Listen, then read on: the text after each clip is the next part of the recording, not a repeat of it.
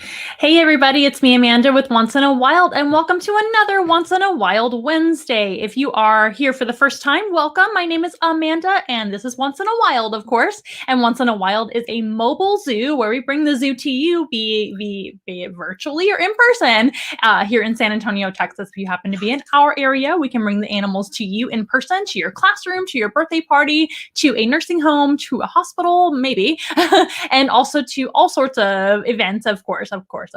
And if you happen to be in our area, let us know if you're interested in a animal encounter in person. But we also bring the zoo to you virtually, just like I said a second ago. And we bring the zoo to you with our live stream each and every Wednesday night at 6:30 p.m. Central Time, because we are here in Central Texas. So without further ado, let's go ahead and get started, shall we?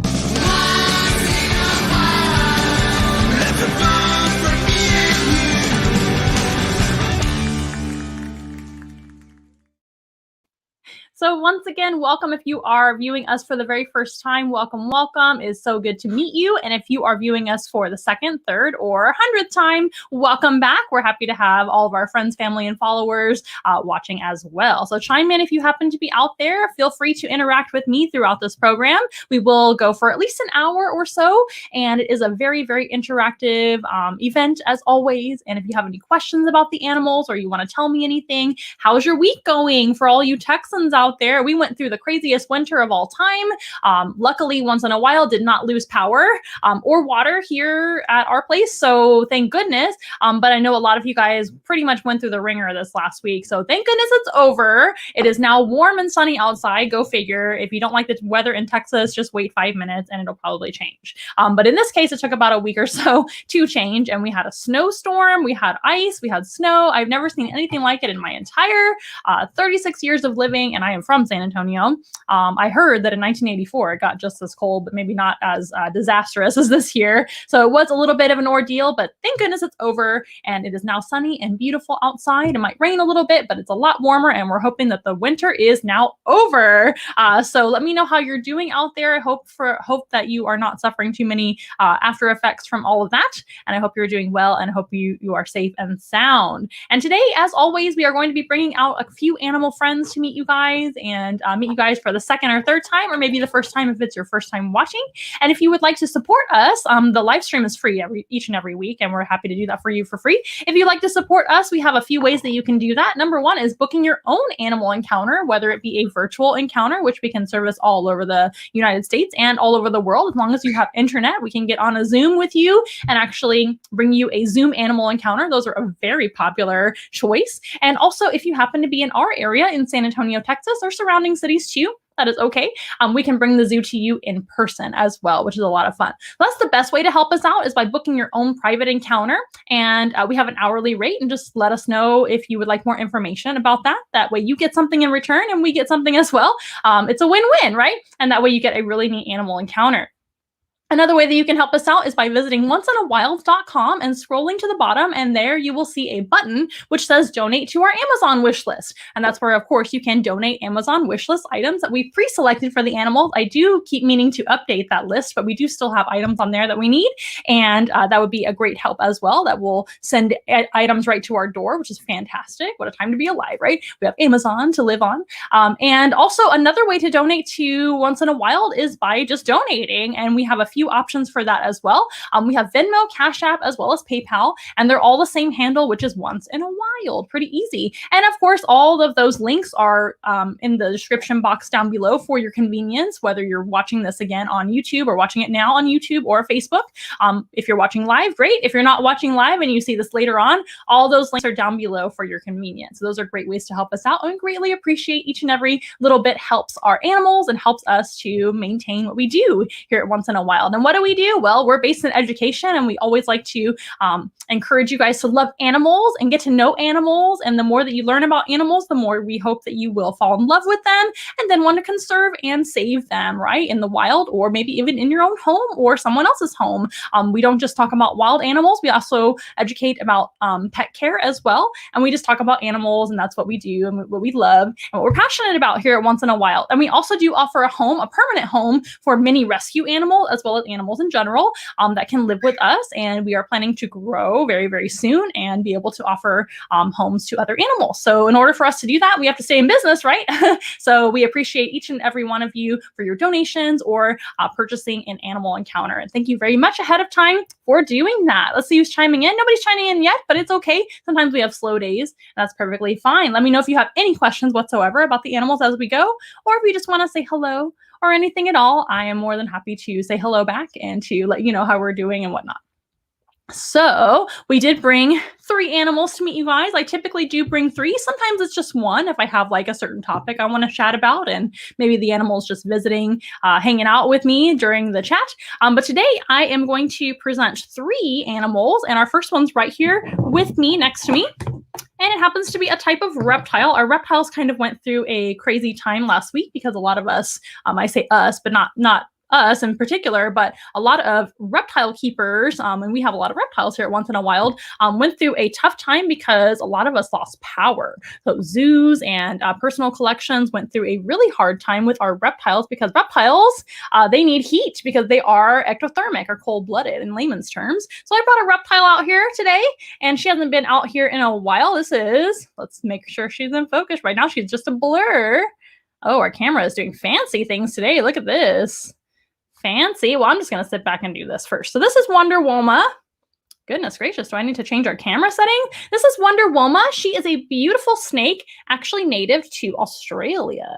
And this is an Australian species. They are found pretty much throughout Australia, all over the place, as long as it's a kind of a more dry dry, arid area of Australia. That is what they prefer. They're more of a desert species or a dry weather species. And they are beautiful. This is just a baby. They can actually get a lot larger than what you see right here. She's just a baby. She is only a few months old, just a few months, maybe about 5 months old, something like that. I have to look back at her birthday to check. I'm so sorry it's not focusing on her. This is real life, you guys, and we are live. And so I'm doing my very best. Let's see. Maybe if I get closer, it will figure out what I want to do camera-wise. Guys. This is real life. That's pretty cool though. So you can kind of see her slithering around. She is a beautiful, beautiful snake. These guys are non-venomous and they are in the python family. They are a very unique type of python, and there's only 2 in this family, the Woma python, which you see right now, and there's also one called the black-headed python, which is another species very closely related, and they are both an Australian animal, and one has a black head, of course, the black-headed python, and the other one is the Woma python with the orange or yellow head, and they have beautiful kind of bands on their body, or you can call them stripes, I guess, but the proper term is bands because they kind of are like a ring around their body all the way down. Hi, Ricky. Nice to see you. And they also have very dark markings around their eyes. Now, their eyes are also black and dark, but the animal also has dark kind of markings around the eye, so it makes the eye look even larger. And she even has a black spot on her nose there. This is a beautiful species, like I said, from Australia. That is the only place in the world that you can find them. And they are quite common throughout Australia. However, they've become less numerous nowadays because of several reasons. So unfortunately, this animal, once called least concern, or once known as least concern, golly, you guys, I'm really trying to help you guys see the animal, and it just wants to focus on my face. We're not here to see humans. We're here to see animals today. Maybe humans too. But this animal used to be quite numerous and very common, and it was categorized as what we call least concern as far as being an endangered animal. But now they're actually, unfortunately, an endangered species in some areas of Australia. Now, Australia is very large, so in some areas they're still pretty numerous, but in some areas, unfortunately, they are considered to be endangered, not doing nearly as well as they used to. And that is for several different reasons. One is going to be, of course, the Australian wildfires that happened not too long ago. So some fancy editing or fancy focusing that we're doing today, you guys. So artsy today. So one reason, of course, is going to be the Australian wildfires that happened not too long ago. And that affected animals throughout Australia, especially in the drier regions. Like this animal lives. Trees were catching fire, bushes were catching fire, everything was catching fire, and it lasted a very long time. And that, unfortunately, is a product of climate change. And climate change means that the temperatures are changing, whether they be rising, like they did in Australia, or lowering, like they did here in Texas, to where it was way too cold. That was a record winter that we had there with cold temperatures and crazy weather. You guys, I'm so picky about where it focuses on her. There we go. That's a little bit better. You can't see me, but you can see her. That's fine. So our next guest, or our final guest today, is being very nosy and very noisy today, but we're just getting some ambiance with some animal sounds, I guess, in the background. But unfortunately, this animal has been affected by climate change, wildfires, as well as habitat loss. So habitat loss mainly due to agriculture. So humans coming in and clearing lands for agriculture, whether it be crops or maybe farms of any kind, like cattle or anything. And that has caused this animal, unfortunately, to lose a lot of their home natively in Australia. And then also another thing that affects them in some areas, and all areas, to be honest with you, is invasive species. So invasive species means animals that have been released there, whether accidentally or on purpose, that shouldn't be there. So Australia is actually full of invasive species, and so it's a lot of countries. One invasive species that really affects these guys is feral cats. Feral cats are simply domestic house cats that have actually gone wild, and they're no longer pets. They're actually wild animals, but they're not native to Australia or really anywhere, because they're not a natural species that exists anywhere. They're a domestic species that went wild. And those animals are hunters, of course. And you might be thinking, well, isn't a snake, especially a python, a hunter? Well, yes, but that doesn't mean that they don't have their own hunters that prey on them, right? So especially a snake of this size, they would be very susceptible to getting eaten by cats. You can see how tiny she is. She fits right into my hand, and she's super small. It takes them a long time to grow up, a few years at least. And these snakes can get a maximum of around 8 foot in length, and they're kind of a slender python. They're really neat looking. Kind of like a tiger tail, right? But they take a long time to grow up. So in the meantime, when they're tiny, they're going to be very, very susceptible to predators. And even when they're larger, maybe 6 to 8 foot, they're still going to be able to be eaten by other predators too. They're not the top predator in Australia. They're not the largest by any means. Animals like feral cats can certainly prey upon them. And they can't catch up with that factor because feral cats did not evolve to live in Australia. So the snake has not been able to adapt to defending itself against non-native species like that. And there are several others too that actually prey upon the snake that don't belong there. Foxes that don't belong in Australia also exist there. My goodness, I guess somebody wants to have the spotlight. We'll give him the spotlight in just a little bit. And there's other also non-native species too all over Australia. So that's a big problem for them too. And a lot of animals, a lot of reptiles like lizards and all sorts of things get preyed upon by feral cats as well. So feral cats are a big problem all over the world, but especially in a landlocked, well, I say landlocked, but it's really waterlocked, isn't it? It's a big island. Australia is a big island, and there's nowhere for these animals to swim or go to. So that is a lot of pressure to be under when you have a non-native species eating you. Hello, Abigail. Nice to see you. Oh, hello from Keenan. We finally get the time to watch. Very, very good. I'm sorry for the background noise and for my focusing issues. I will try to fix that before the next show. I love your profile picture. It looks like a emperor scorpion. That is super cool. It's so nice to see you. So this is Wonder Woma. If you haven't seen her before, she is a baby Woma python. Wonder Woma. See what we did there? She kind of reminds me of the golden lasso of truth, right? Pretty cool. And they're one of my favorite species of python in the world, and one of my favorite species of snake or animal. I love snakes the most, as you guys probably know from watching some of our programs before. But if you didn't know, snakes are my favorite animals overall.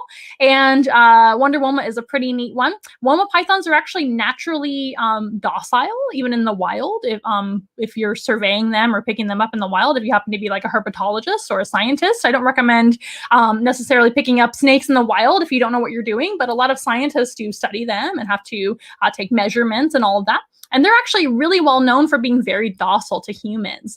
They are predators though, and they're very opportunistic, which means they're not picky eaters. So they're kind of like the king snake of the python world. They're pretty neat. So these guys will actually prey upon rodents mostly, and well, I say mostly, but somewhat. And they'll also prey upon birds if they can catch them, and if they come down to the ground and are slow enough, I guess. And they'll also prey upon other reptiles and amphibians and all sorts of things. They'll even eat eggs and whatever they can get a hold of. So they're pretty opportunistic that way, which means, of course, that they will take any opportunity they can to catch and find a meal because, again, they do live in dry climates. So a lot of times these dry desert type animals are very well adapted to having a varied diet because if you're super picky about what you eat, and there is less options for you, you're probably not going to do very well in nature, right? So this animal has certainly adapted to being able to eat all sorts of things, but they are carnivores, which is pretty cool. Kind of stringing through my fingers here. They are carnivores and they don't eat salad or fruits and vegetables, just like all snakes. And snakes have an amazing sense of smell, which they use mostly to hunt. They don't hear very well because they don't have external ears. They can feel vibrations and hear probably a little bit, but hearing is certainly not their best sense at all. And they also, like I said, use their sense of smell primarily to get around, to figure out what's going on around them, to navigate, as well as to hunt. So these guys, she's looking straight at me and she's so cute. Oh my goodness. Turn back around for your audience, sweetheart. They have a forked tongue like every other snake species. And they also have what's called a Jacobson's organ. So the forked tongue has 2 points on the end of it, and it's also very slender, of course. And when she sticks her tongue out, she can gather scent particles on the tongue and then draw them back into their mouth, her mouth, and then it rubs on the roof of their mouth. And then after that, my goodness, I've learned my lesson with leaving him in the room while I'm talking. He just wants to talk right over me. Go ahead, talk to the audience. You'll get your chance in a minute, buddy. So then they will rub their tongue on the roof of their mouth, and that Jacobson's organ, which is like a little pocket inside of their mouth, will actually pick up information and draw it straight to their brain, or deliver it to their brain, I guess. And that will tell them what's going on around them. Just like we use our eyes to see what's around us primarily. Of course, humans have 5 senses, but vision is probably our main sense. And then secondary is going to be hearing, and all the rest of them follow after that. But snakes don't have the best vision. They have far better sense of smell and that Jacobson's organ to tell their brain what's going on than they do a sense of vision. They do have vision, but it's very poor. They don't see color. It's based on shadows and movement. And this is also a nocturnal species. Therefore, they are most active in the dark, right? And furthermore, this animal actually is terrestrial, meaning they live on the ground, and also subterrestrial, which means they go underground. So this is actually a very slender snake for a reason. Even when they grow about 8 foot maximum for this species, they're still very slender. They're not very thick for a python. They're actually pretty slender, like I keep saying. And that's because they need to be able to fit into narrow burrows underground, either a burrow that's been created already by another animal, like a wombat or something like that, or maybe even smaller species, or it could be a burrow that they gradually make themselves in sandy soil and things like that. And then over time, they can live in that burrow. But they are a burrowing snake, and they burrow primarily to get away from the hot sun during the day. Then they are a nocturnal species, and they live down in that burrow. But I tell you what, if they are sleeping in that burrow and they sense an animal come into the burrow, they will still try to eat it, even if it is during the day, because it's still dark down there, right? So that's when they're most comfortable. And that is safer for them to be out in the dark rather than out in the daytime when all those predators like feral cats and hawks and things like that and foxes are out and about. So this is a burrowing animal. They're most comfortable underground during the day, like I said. And if an animal comes on in, that's when they're actually going to hunt them most of the time. This animal will also actively hunt by going out of their burrow to look for food too. They can do that if they're hungry enough. But sometimes they'll just kind of wait for a rodent or a lizard or another snake or a frog to come into or toad to come into their burrow. And that's when they use a very, very unique tactic to be able to do away with their prey. As you know, pythons are non-venomous. They don't have poison or venom, of course, in their mouth. So instead, they're going to use their strong bodies to do away with their prey before consuming them. And snakes have to make sure that their prey is all the way passed away before they eat them in this case. Some snakes are a little less picky about that. King snakes and corn snakes and things like that, they're a little bit less picky. But even those snakes are a little more careful about what they eat in general. Snakes in general are like that because, of course, the animal that's getting eaten doesn't want to get eaten, so it's probably fighting. So what these guys will do is instead of coiling around them, most of the time, sometimes they will if they're outside of their burrow, but if they're inside their burrow, they don't have a ton of room in there because it's usually very narrow. And so what they'll do is actually pin the animal up against the side of the burrow and squash them that way. Isn't that cool? So these guys, instead of wrapping around when they can't, and they, like I said, they will if they're outside the burrow and they're hunting actively, but if they're just kind of taking a nap in their burrow or hanging out in there, just being themselves, and an animal comes down there, say it's a mouse, they will actually pin the mouse up against the side of the burrow with their own bodies and just kind of wait for that animal to no longer be moving, and then they will turn around and try to eat them. Isn't that neat? That's a very unique tactic in the snake world. Most snakes don't pin their food up against the side of something. They will coil around them instead. Let's see what you guys have to say about Wonder Woma. And I'm sorry for the focusing issues again. I hope the picture looks okay regardless. It looks okay on this end. I'm going to have some questions down here. It sounds like some of my biggest fans are watching, and the triplets and great grandma from New Orleans are watching. That's pretty cool. Y'all say that you can see her. That's good. The eyes are very beautiful. Yes, her eyes are quite large and beautiful, and they are totally harmless to humans. How do we get Wonder Woma? That's a good question. So all of our animals have different stories of how we got them or received them here at Once in a Wild. Wonder Woma was actually a gift from one of my very, very good friends, who is another reptile enthusiast. Wonder Woma was donated to Once in a Wild, or to me, I guess, because I've always wanted a Woma python, and they are wonderful education animals as well as just animals to be around and keep. And they're one of my favorites and one of my dream animals. So she was actually a gift, and she was bred right here in Texas. So she's not a wild caught animal. That's illegal now to bring in, as far as I know. Any type of reptile from Australia is no longer legal, which is a good thing, because again, they're actually endangered in some areas. We want to make sure and maintain the species out in the wild, the diversity out there and the genetics out there, right?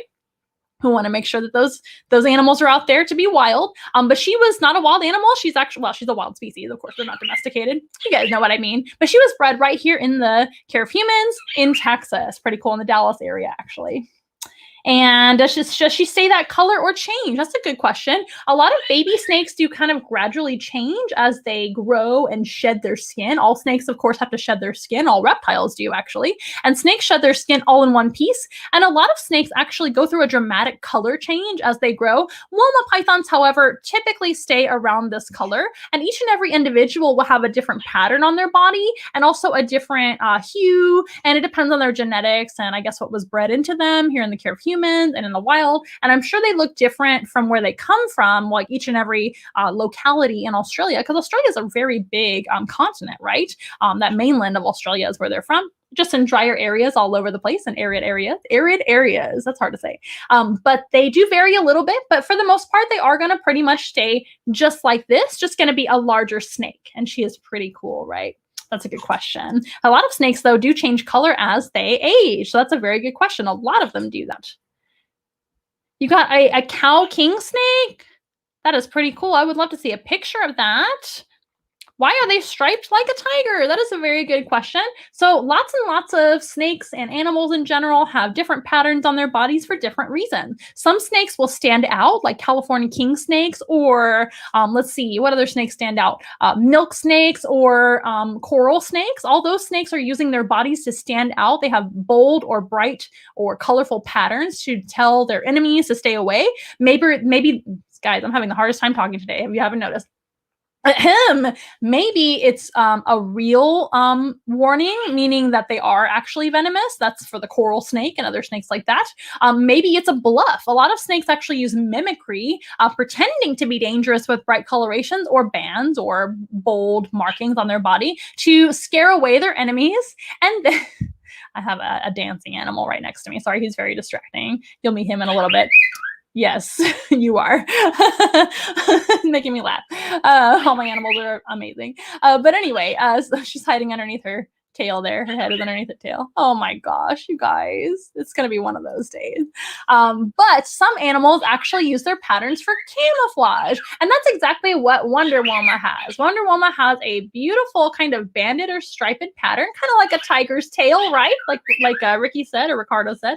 And that is going to be for camouflage. So this animal would blend right into the grasslands and the deserts in Australia. You wouldn't even see them kind of crawling around. And again, this animal is mostly active at night. So really in the dark, you wouldn't even see this animal crawling around in the shadows of the grass and things like that. Just like a tiger actually uses their striped pattern to blend in, and a tiger will stalk their prey and things like that. But tigers live in wooded areas, forests, and lots of grass and things like that. So they blend right in. And the natural kind of naturalistic patterns on her body, like shadows, will blend right into the background. So that's what she's going to use her pattern for. And her close cousin, the black-headed python, actually has a solid black head, just like you dipped it in ink. It's pretty cool. They look just like this, except for with a black head instead of an orange head. And the black-headed python actually, like I said, is a burrowing python, just like these guys. And they'll go into their burrow, and if they need to get a little warmer, they'll actually stick their head out and get a little bit of sunshine, and that dark head will absorb a lot of heat, and they can just get warmer that way and then go back in. But these guys actually only have those dark eye markings instead of an entirely dark head. But that is a good question. They are one of the most beautiful snakes, in my opinion. They're very unique. And again, it's going to be mostly for camouflage because they're in a dry, kind of sandy area with dry grass. So that makes a lot of sense, right? That's exactly what that looks like. What organ? We talked about the Jacobson's organ. Jacobson's organ is the pocket in the roof of their mouth, which actually functions like a little supercomputer for tastes and smells. In this case, for a snake, it's just for smells because snakes don't really taste with their tongue, but for like lizards, they can actually taste as well. But these guys don't have much of a sense of taste to speak of, but their sense of smell is so heightened, it doesn't really need a sense of taste. But they do smell with the tongue, pick up scent particles, draw them into their mouth, rub it against the roof of their mouth, and then that Jacobson's organ, which is like a little pocket inside of the roof of their mouth, will actually tell their brain exactly what's going on. It's almost like a blind person walking around with a cane. That cane is actually going to help them to figure out what's going on around them. These guys don't see very well. They certainly don't hear very well either, having no external ears, just internal ears. And then they're going to, like I said, navigate with a sense of smell instead. I hope that makes sense. Venezuelan sun tiger tarantulas. We have one Venezuelan sun tiger tarantula. Her name is Alejandra. So apparently you really like exotic animals too, and that's pretty awesome. I would love to see a picture, Abigail. Pretty neat. Or I guess it's Keenan. Keenan or Abigail. Thank you so much for being here today. What do you guys have to say about Wonder Woma? Let's see. We have some more comments down here. How long is she? She's not very long. She's still quite a small baby. Let me show you. Someone is noisy next to me. So she's only about this long. She's very, very small. And she could get up to around 8 foot, but that would be an extra, extra large Woma python. They don't get that large very often. Only females get that big because females are bigger than boys. Girls are bigger than boys. I'm having a hard time thinking today because of all the noise. Sorry about that, you guys. I hope it's not too distracting. This is real life. And with animals, sometimes you have a lot of noise, just like kids, right? Sometimes on my Zoom calls when I'm talking to clients, I'll have animals in the backdrop and they're like, oh, you have birds. It really is a zoo at your house. Yes, it is. So very true. Birds are not for everybody, are they? We're going to meet a bird here in a little bit. Yes, yes, yes. Yeah, females are bigger than males when it comes to most pythons and most boas. I'm sure there's some exceptions. And these guys are pythons, so they're actually egg layers. So the females have to be larger to carry the eggs. Good question. You love her. That's so nice. If part of her tail came off, would it grow back? No, it would not. So for snakes, they almost never will regenerate anything. And I don't know of any snake that actually regenerates any body part. Only lizards do that. And other animals like axolotls and some other animals, maybe even invertebrates, can regenerate their limbs and things like that. Snakes do not have that ability. So if she were to get bitten by a predator in the tail, you know, and that predator wanted to take her tail away, it would not grow back. Now, speaking of the tail, they have quite a slender tail, don't they? It kind of tapers down and they have kind of a slender tail there. You can probably see it right next to my nose there. So cute. They'll actually use their little tail as a lure. They will, especially when they're young too, they will actually kind of wiggle their tail around like a little worm or just something that looks interesting. And that will cause animals like lizards, maybe even frogs, animals in general, birds, to come closer, and then they can actually grab them. So it's kind of like a little bit of a lure. A lot of snakes actually do that. Now, her tail is not like a different color than the rest of her body, but some snakes do, like the Let me think of an example. The cottonmouth snake or the water moccasin, it's the same snake. When they're babies, they have a very brightly colored tail, and they can use their tail as a lure to lure fish and frogs and lizards and all sorts of animals over, and then they can snag them for their dinner. Isn't that neat? Okay, Wonder Woman, well, you did fantastic. I think we should meet our next noisy animal next so we can get him out of the room afterwards. I think that's a good idea. I think I learned my lesson there. And then we will talk about him here in a second. But let me go ahead and get Wonder Woman taken care of and put away really quick. All of our animals travel in travel enclosures. And, of course, they travel to the studio and then go back home afterwards. And the studio's in the same building, so don't worry. But these guys are wonderful animals. A lot of people are afraid of snakes, but snakes don't really mean you any harm. They don't want to harm you. They just want to do their job, which is eating all the rodents for us and all the pest animals so that we don't get sick. And they're very important for the natural environment. And this, of course, is a non-venomous species, totally harmless to humans, and a wonderful animal for sure. Well, Wonder Woman, you are great. You are wonderful. And we're going to set you down right over here. And sorry about the focus issues, you guys. I didn't realize that was a problem. Because with our very tiny animals, you want to make sure you can see them, right? And not just my face. I'm going to restart my camera's timer really quick. Oh, yes. I'm glad I did because it was right at the end of it. And I love you guys' questions. Thank you so much for attending today. The cow king snake is named Oreo. That is super cool. That's a good name for a like a black and white animal, right? That's pretty popular. Alrighty, I think our next animal is ready to come out. In fact, I know he is. And we're actually going to stay right in the Australian continent. And we're going to learn about a very different animal that is native to Australia. Look at these focal points, you guys. This is very artsy today. What do you think? Do I need to be more close? Interesting. So we did a commercial shoot not too long ago for Once in a While, and I think some of our camera settings actually got changed, so I will have to look at that. But no big deal. Thank you for having patience with us, and we're going to go ahead and meet our next animal, who's very eager to come out. I'm sure he's just hungry, and that's why he wants all the attention and snacks. Yes, my bird is making me crack up as well, you guys. Okay, Evie, come on out. So this is another native of Australia. Of course, he's going to be out of focus too. Oh my goodness, you guys, what are we going to do today? I thought I had it figured out. Here he is. So this is Evie the Cockatiel. I want to make sure you guys can see him. He is so excited to be here. So this is another native of Australia, like I said, and quite a common animal throughout Australia. Cockatiels are in the parrot family, and they have a curved beak, which is designed for eating all kinds of seeds. You want to eat some seeds for the people? Oh, so beautiful when you eat. That is so nice. Here, I'll put another piece for you to eat there. Excuse me. Tongue-tied today. But Evie is a cockatiel. These guys are closely related to cockatoos and other parrots as well. They are in the parrot family. They have a very strong bill or beak, which is made for crunching seeds and nuts, which is their main diet. But they also eat other vegetation as well. Another thing that makes them a parrot is their Zygodactyl toes. They have 2 toes facing forward and 2 toes facing backward, which is very unique in some birds. Not only parrots have this toe placement, but all parrots do have this toe placement. It's a feature of all parrot species. That makes them very, very neat. Well, he just keeps throwing the food down to the ground or onto the computer, I guess. You can see him eating his seeds there. They can crunch up seeds with ease, although a cockatiel has a pretty soft mouth for a parrot. Most parrots have very, very strong bites. Luckily, cockatiels do not. And it's kind of rare to get bitten severely by a cockatiel. They have pretty, like I said, soft beaks for a parrot. Still pretty strong for a bird. And they have zygodactyl toes. Now, the reason they have those 2 toes in the front and 2 toes in the back is going to be number 1 for climbing. All parrots have great climbing abilities. And they are able to climb with their toes and their beak combined, actually. They have very strong heads that can actually lift their entire body weight. And can you imagine lifting your whole body weight with just your mouth? That's pretty incredible.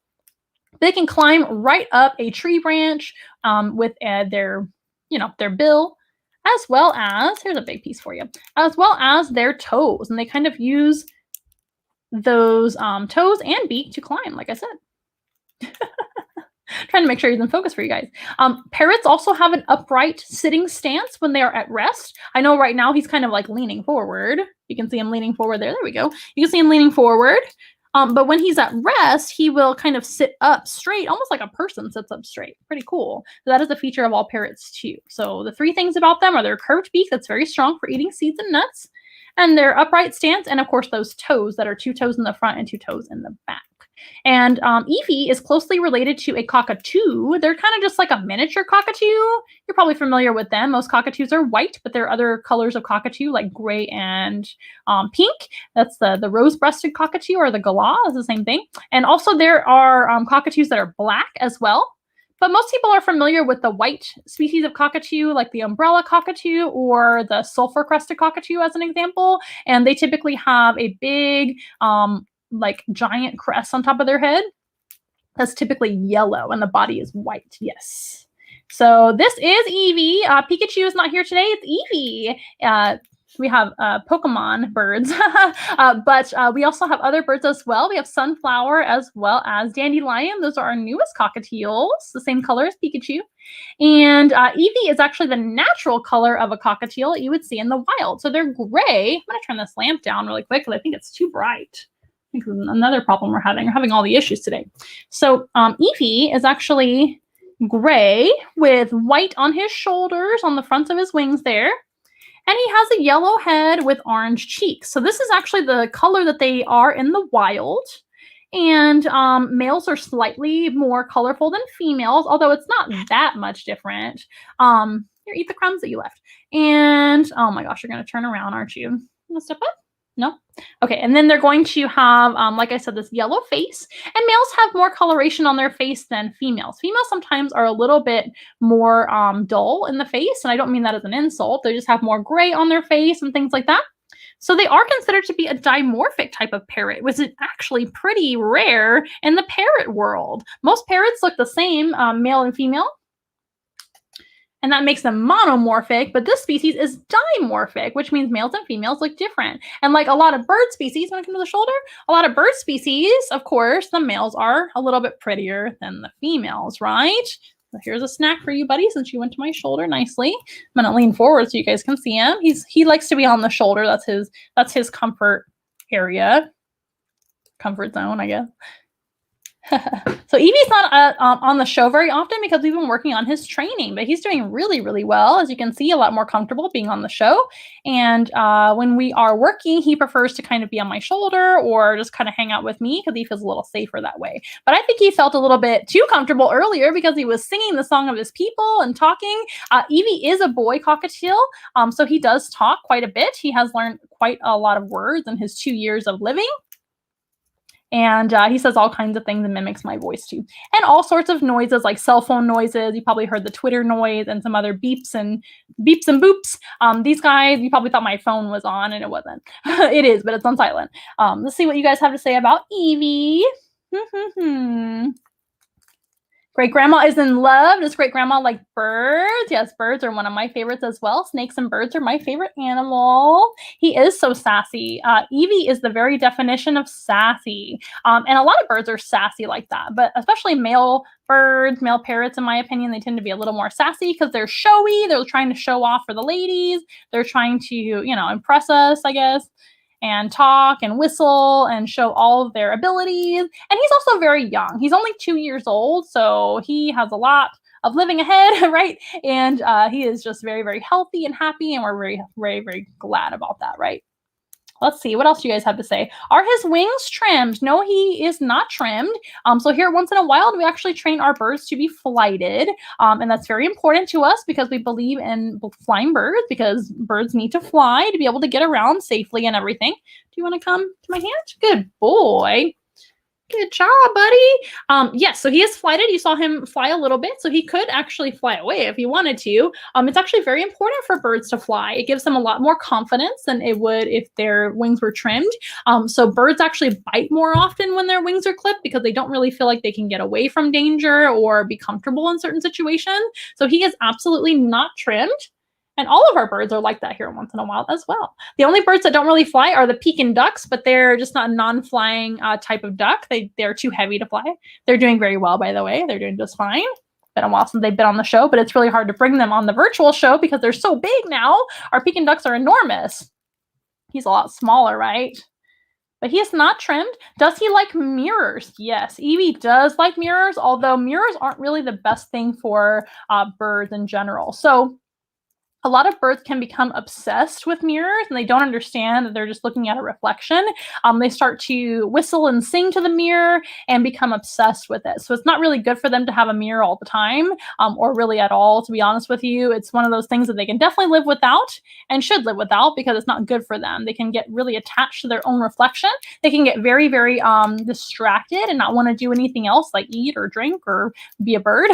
The reflections are kind of I'm trying to think of the best word for this. They're kind of just not a good idea for pet birds. A lot of people used to put mirrors into their birds' cages with them, and some people still do that, but it's actually not great for them. They can actually bond with their own reflection instead of with other birds or with you.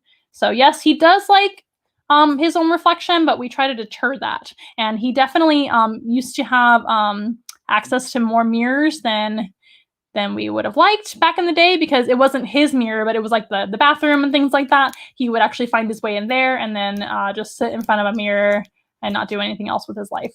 So it's kind of an unhealthy obsession. He's very vain, but he doesn't realize that it's him. I don't think he thinks it's another bird and he's trying to flirt with that other bird and be nice to that other bird. And he really wants to bond with it, but it's not real. And that's not really fair for them, right? Will he fly away? So Evie, we don't take outside unless he's inside of some kind of enclosure or something like that. We want to make sure that he's safe from predators mostly. I don't think that he would necessarily take off on purpose, but his natural instinct is to fly away from danger. So if he felt threatened for anything outside or anything new out there, their natural instinct and their main way to stay safe is just by flying away. They're not a very large bird, as you can see. And they don't really stand a chance against predators by biting or scratching. So their main way to stay safe is by staying in big groups together called flocks, right? They live in big flocks together with other birds. And also just by having really good flying skills and flying off. Now, if he flew away outside, he may then accidentally be eaten by a predator out there, like a hawk or a feral cat, just like they would in Australia, actually. And it wouldn't be safe for him. So we don't do that with him. And so we just try to make sure the doors are shut, windows, of course, are shut, things like that. But if he wanted to take off in the room here, he certainly, oh, look at that scratch, so cute. He certainly could do so if he chose to do that. He could take off and go perch somewhere up high on a bookshelf somewhere because we have furniture in here. But he chooses to stay with me because that's where he wants to be. That's a good question. Does he need to sharpen his beak? So these guys oftentimes will keep their beaks worn down on things naturally by having a good diet. A good diet for them in the care of humans is going to be a nice basically a good grade pellet for them that's specifically made for parrots. And then they also, and with no sugar in it, and they also eat things like vegetation. So we get them varied vegetables as well as a little bit of seeds. You saw him getting millet today for his training because that's his favorite treat. And we want to make sure he has the best time out here getting trained and being on program. So we give him his favorite food ever, which is millet. And that's another reason why he chooses to hang out with us instead of flying away. And then occasional seeds as well, some other seeds, but it's not good for them to have just a seed mix all the time because even though seeds are a main diet in the wild, they don't fly around or exercise nearly as often in the care of humans that they do in the wild. So it's not good to give them a fatty diet like nuts and seeds all the time when they're not exercising enough to burn off all the fat, and then they get too overweight and then they can have lots of complications and health issues from that diet. So that is a good diet for them in the care of humans. Their pellet diet is nice and hard, so it can help them to maintain a nice healthy beak. And some parrots actually do have to have their beaks trimmed or worn down by a veterinarian or an expert of some kind. I certainly wouldn't do that myself, and it's not something I want to do, because you can hurt your bird on accident if you don't know what you're doing. And sometimes birds won't let you do that. So they have to be either held still or knocked out in order to do that. Most cockatiels do pretty well because they have a pretty small beak in comparison to like a macaw or an Amazon or something like that, or other parrots. They're still a parrot too. They're just a tiny parrot. Yes, you're so cute. Please don't turn off my computer. Please don't turn off my computer. That would not be good. He jumped out onto my keyboard. That's why I said that. Do you need more treats to be happy, Mr. Pup? Good boy. Thank you for stepping up. What a good job. Oh, I'm going to go back here so we're in focus. You guys, this camera is making me work today. That's a pretty good shot. So They naturally wear their beak down just by having a proper diet. They also need toys to play with. So things like wood or paper or all kinds of things to chew on, natural items like that. That's going to help them as well. So yes and no. They don't necessarily sharpen their beak. Their beak is sharp as it can be, just the way it is, as long as they're healthy and doing well and have the right diet. Because if you give them the wrong diet, it might overgrow or undergrow or grow crooked, things like that. That's a good question. But his beak is sharp as can be just by itself. Yes, that's a good question. Oh, your hamster eats millet too. Yeah, hamsters can eat millet and seeds. Come up here on my finger. There we go. Hamsters can eat millet and seeds for sure.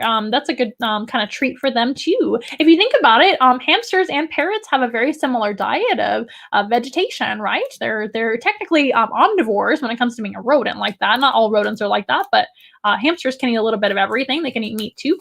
These guys don't. They're parrots, so they only eat vegetation.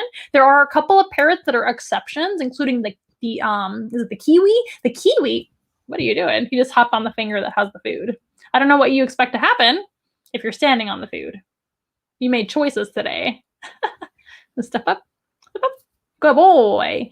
Good job. We're working on step up with him. Evie, we want you in focus, so don't move.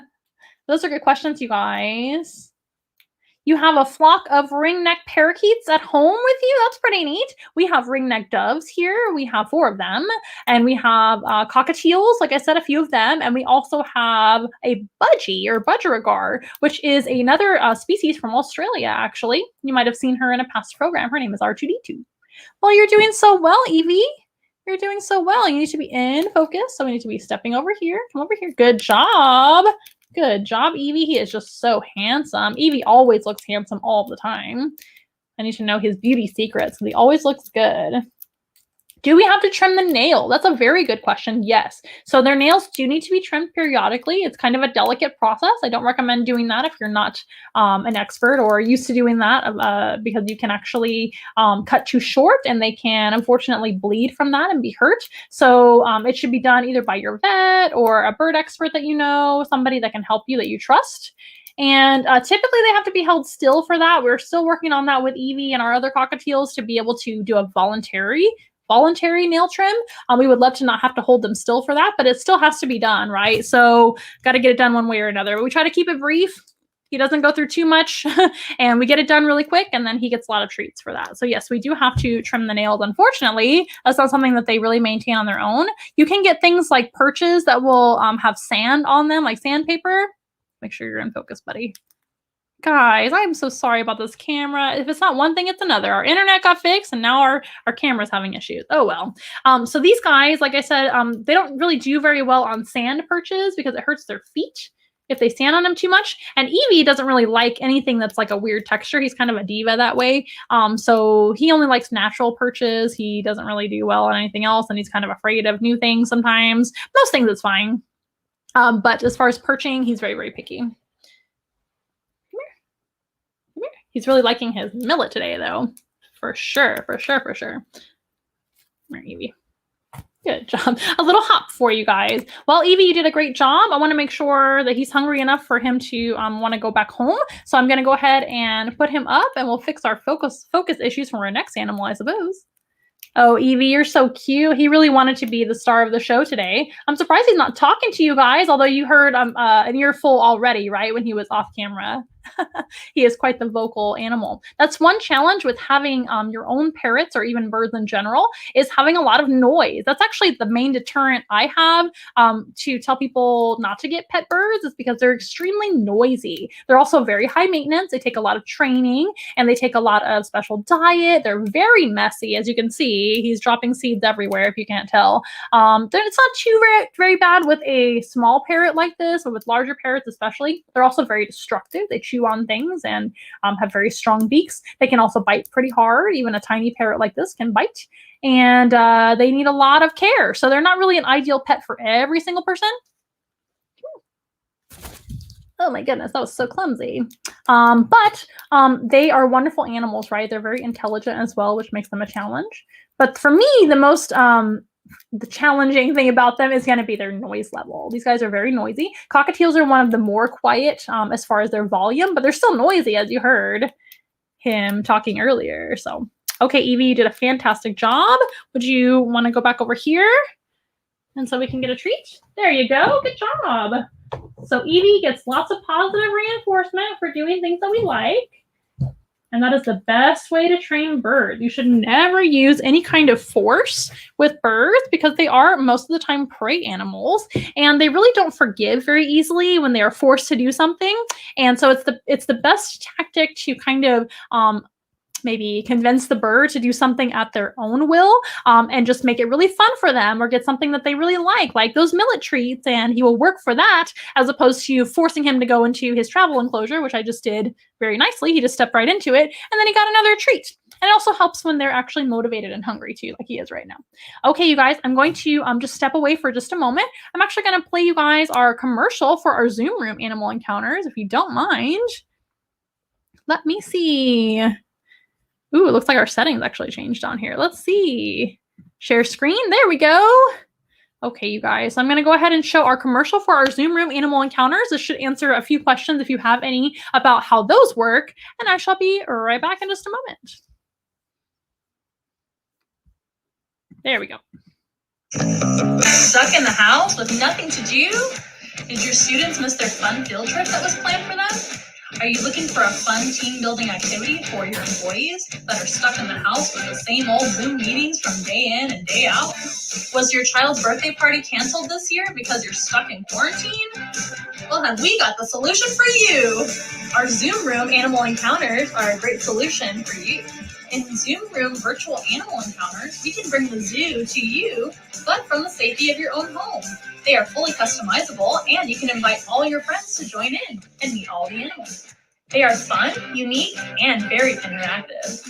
It's also a great learning opportunity. And most of all, it's very, very simple. Just contact us to book your appointment and schedule your Zoom room. Then select the animals you would like to attend in your Zoom room animal encounter. And then send the link to all of your friends and family who are invited to the Zoom room that we provide to your email. And best of all, we can bring the animals to anyone, anywhere, all over the world. So visit us at onceinawild.com or call us today. We can't wait to see you.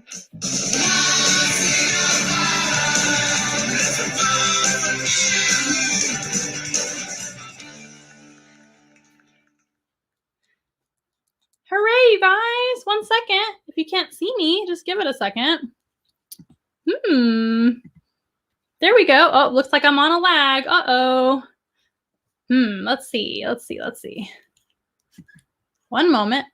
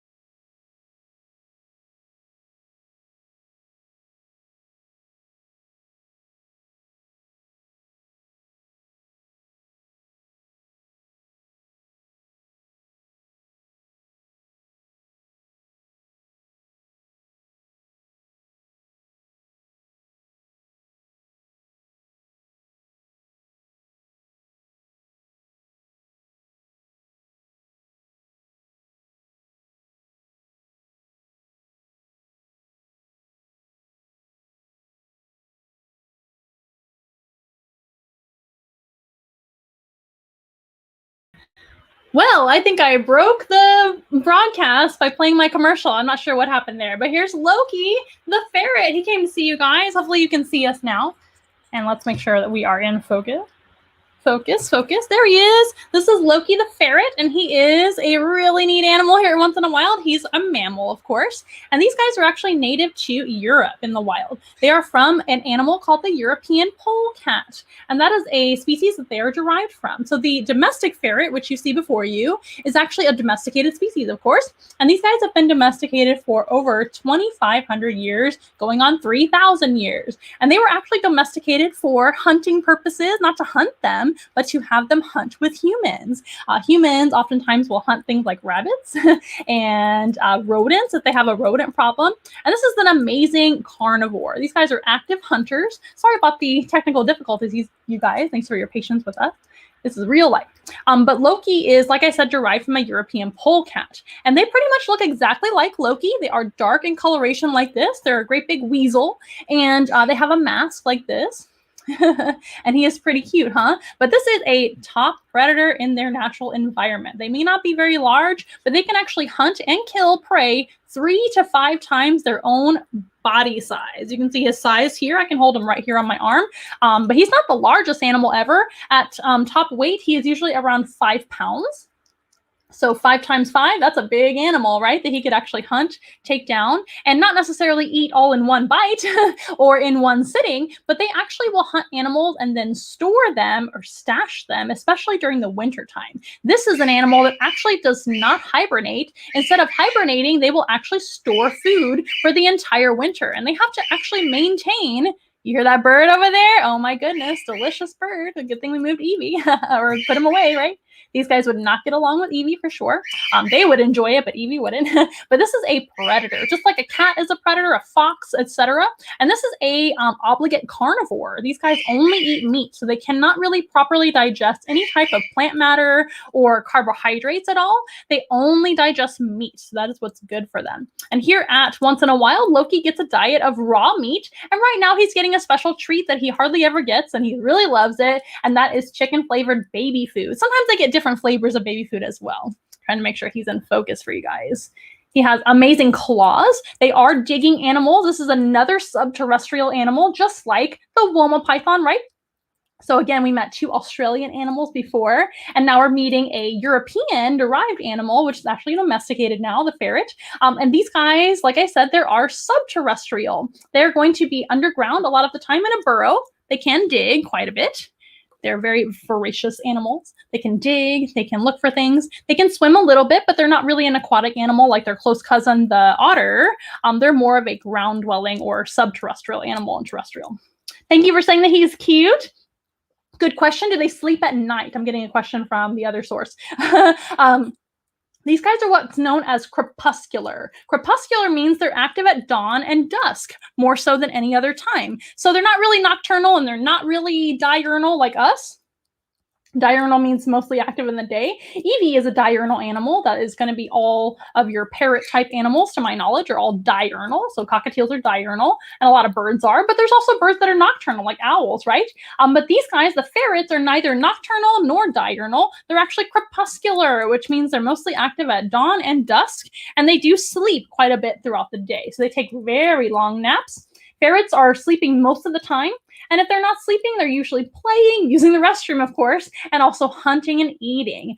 They're very, very active animals when they are awake. They play a lot. They're a lot of fun to watch. Thor does have a good friend or a brother from another mother named... Sorry, Thor does have a brother named Loki who we're meeting today. Guys, I'm all over the place. I'm so sorry. I get flustered. So this is Loki, like I said, and Loki has a friend named Thor, who's his brother from another mother. That's what I meant to say. And Thor and Loki are very social with one another. And in the wild, they're not as social except for with their families. So mom will have like her babies, which are called kits. And those babies will hang out with her for a while until they're ready to go on their own. But most of the time, they'll be kind of by themselves. But they're very playful and active animals in general, even if they do live alone. That's a good question. Are they solitary? I think I just covered that question. That's a good question. Thank you for asking that right when I was saying it. So these guys are more solitary in the wild, but as they become domesticated and more tame, they have definitely picked up more social tendencies and are very social with humans as well as other ferrets. Most ferrets do get along with other ferrets just fine. And a group of ferrets is also called a business, which I think is really fun. I love how there's different group animal names for different animals, and that is what a group of ferrets is called, as a business. Now, these guys are in the mustelid family, which is technically the weasel family. It's just a fancy word for weasel, mustelid. And mustelids include weasels, of course, ermines, wolverines, badgers, otters, and of course, ferrets and European polecats. And again, they were domesticated a long time ago, thousands of years ago. And they were first domesticated for their hunting abilities. They would help people to get rid of rodents in their homes. They would help people to hunt rabbits for food. And the ferret would actually get rodents and rabbits in return as a reward. And so it's a win-win situation, right? And then we started breeding things like different colors of them. This is the natural color that they actually are in the wild as well, with the mask and the dark body. Very, very cute. I think they're the most beautiful form of ferret, in my opinion. But ferrets are actually white. They can be albino. They can be all sorts of different colors. And Thor, our other ferret that I mentioned, he's actually white with dark eyes. And he is so pretty. But Loki is pretty too, huh? Can he walk on a leash? That's a really good question. They don't really walk very well. We do sometimes put them on a harness to be able to give them some activity outside or some enrichment outside, but they don't normally walk very well like a dog. I suppose they could be taught to be able to kind of heel next to you, but they're not dogs, so we can't expect them to be like that. So we do sometimes put them on harnesses from time to time to get a little bit of outside time. These guys are escape artists, so it's really important to be very careful with them escaping your yard. So that's just a safety measure so that they don't get into things that they shouldn't or escape out of our yard. And these guys don't really have a homing instinct either for their home in the care of humans in captivity. So if they got lost, that wouldn't be a good situation. And ferrets are actually very susceptible to heat stroke if they're out here in the hot Texas sun too long. So we don't want to keep them outside, and we don't want them to get lost outside. So that's a safety tactic. And another thing that ferrets are very susceptible to is diseases and parasites, unfortunately. Ferrets must be vaccinated for several different things, including rabies and other things like that, distemper, all of those things that usually dogs and cats are vaccinated for. And they can also get heartworm and other parasites. So living outside is not ideal for ferrets. And ferrets are built for cold weather, not hot weather. So certainly here in Texas, most of the time, not last week, but most of the time it's way too hot for a ferret. Ferrets do very well in European climates where it gets very cold. And again, they're kind of unique because they do not hibernate in any way, shape, and form. They do not go to sleep in the winter at all. They just maintain their crepuscular lifestyle throughout the winter too, and then they will stash away food to be able to survive through the entire winter. Another thing that helps them to survive cold climates and cold weather changes too, it's going to be growing very, very thick hair and coats during the winter. And also growing a lot of body weight too. He actually will be a lot heavier in the winter than he will be in the summer most of the time. And they can range anywhere from, well, when they're in their winter weight in the wild, anywhere from 5 to 6 pounds. And then when they're in their summer weight, they can be as low as 3 pounds. That's quite a difference, especially for a male. And females will be a lot smaller than males most of the time and will still kind of gain a little bit of weight during the winter. But that helps them to survive with all that body fat. Makes sense. Abigail asks, or maybe it's Keenan, asks, does Loki have thumbs like raccoons? No, they do not. That's an excellent question.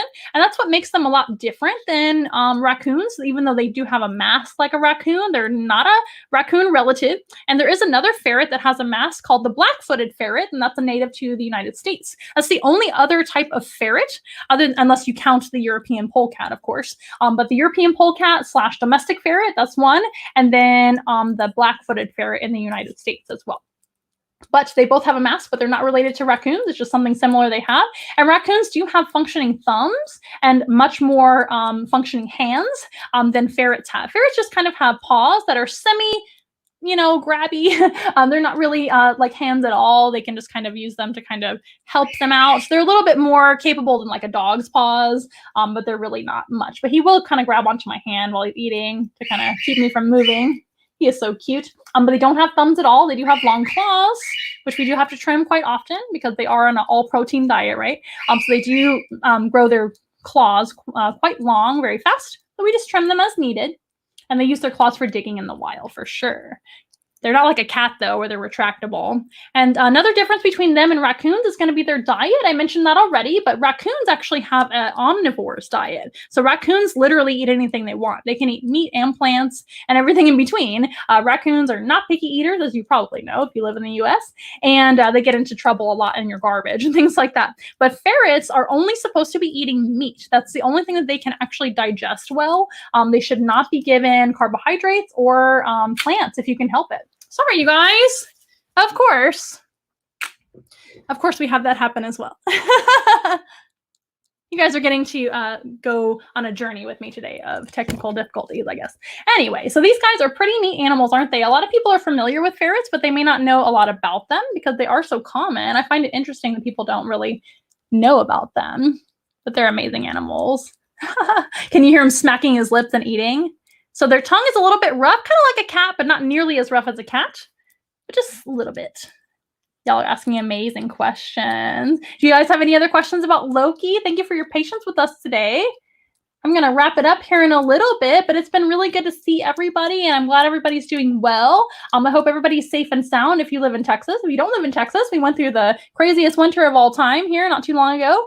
And a lot of people lost power and things like that, but things are slowly becoming back to normal, and the weather is beautiful here. We're looking forward to a beautiful springtime. If you guys are interested in booking your own animal encounter to meet Loki or any of the other animals that we met today and many, many more, please check out onceinaWilds.com. We've got a lot of our animals listed on that website, and you can get a hold of us through the website or on our number, which is down below.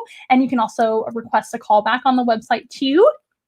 Of course, if you'd like to book your own virtual Zoom room animal encounter, you guys learned all about that. I hope the commercial at least played earlier when we were having the problem. But if not, I'm more than happy to teach you guys how you can experience your own animal encounter, whether it be in person here in San Antonio, Texas, and surrounding cities, or of course, virtually to anyone all over the place. So please feel free to let me know if you would be interested in one of those. And we hope to see you next time here on Once in a Wild Wednesday, which is every single Wednesday at 6:30 p.m. Central Time, of course, because we're in Texas. And we're so glad that you joined us today, and we hope you have a wonderful rest of your week, guys. We shall see you next time. If I can get to our, there we go. We'll see you next time. We are nothing close to ordinary, but we love to be your friend. Hold our hands and let's have fun together, singing as loud as you can. Everybody singing once in a while. Together. Once in a while. I want to hear you say once in a while. That's the fun for me and you.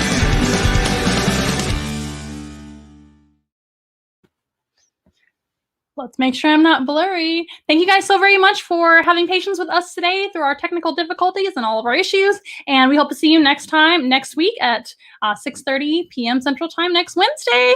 Bye, guys.